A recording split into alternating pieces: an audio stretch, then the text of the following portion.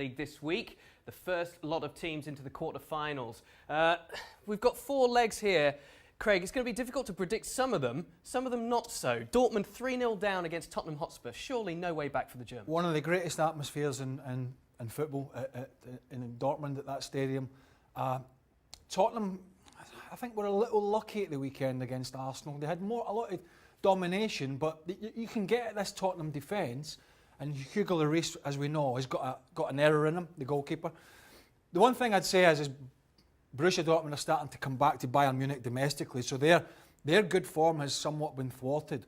I was surprised by Lucien Favre's team selection in the first leg, particularly Christian Pulisic's playing, because he hasn't played much football. I thought he was way too open. Personally, I think Dortmund will win this game. I'm going for a nervy night for Tottenham, but I'm going to go...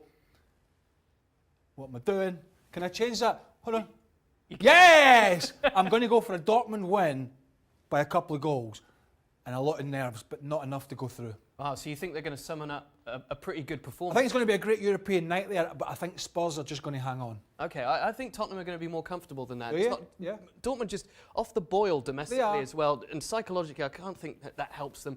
Maybe the pressure's off with being 3-0 down, but I just don't see them putting enough pain to Tottenham. Yeah, but I think, bearing in mind Dortmund are having to chase this, it's going to be a great evening of football. Yeah. Just to watch and see, can you chase down this 3-0 lead? Yeah, two very open teams, that's for sure. Yeah. Real Madrid have the away goals in their pockets against Ajax. They have no Sergio Ramos, courtesy of his indiscretions. Well, how stupid was that? Almost admitting to getting a booking and getting another game on top of his game. So that's his own fault.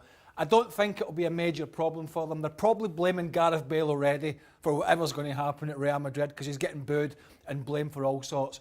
And I think, Ajax will have a go, but I think ultimately, no matter who Solari plays, this competition has been so important, as we know in recent years, for Real Madrid at the Bernabeu. There would be lynchings if they don't go through against Ajax. And I just don't see that happening. I see it being quite a comfortable evening for them. Do you think that Bale will play? Probably not. I don't know. But then you're looking at Vinicius Jr. and Lucas Vazquez, and I don't know. It's a toxic situation at the moment between the fans and Bale and Solari and Bale. And, ultimately he's going to have to stand up and put some performances together.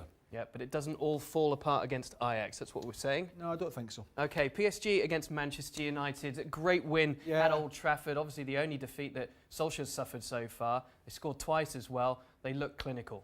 That was a great performance at Old Trafford, as you said. And I think that was the marker down for Man United in terms of having not a good season, but having a good time with Solskjaer in there domestically, and the big change they're going to have to make in personnel to step up to this level. When you see even an injury-ravaged PSG side that turned up with hardly any midfield in Manchester and did a great job. Now, you might need to help me out here, but there's no Pogba with suspension. There's no Lingard. There's no Martial. Rashford's been carrying an injury. There's no Herrera. That's a depleted Man United squad who are up against one of the hottest attacking teams in European football. 2-0 down at home. Ross, I just can't see anything other than United going there, trying to plug the gap, but ultimately losing the game and losing the tie. And that's no slight on Man United. It's where they are at the moment in time. OK, well, if PSG win, it'll be a 5th quarter-final appearance in 7 seasons since they got back.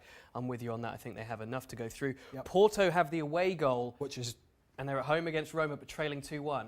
Yeah, they got beat by Benfica at the weekend at home, but I think maybe with an eye, it's tight at the top of the Portuguese league between themselves and Benfica, but maybe with an eye on this game.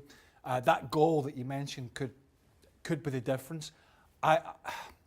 Roma, they're a decent side.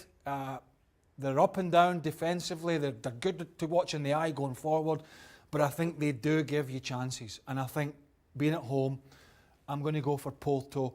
I'm going to go 1-0 Porto, which I think will take them through on the away goal. But I think that away goal for me that they got in Rome was huge.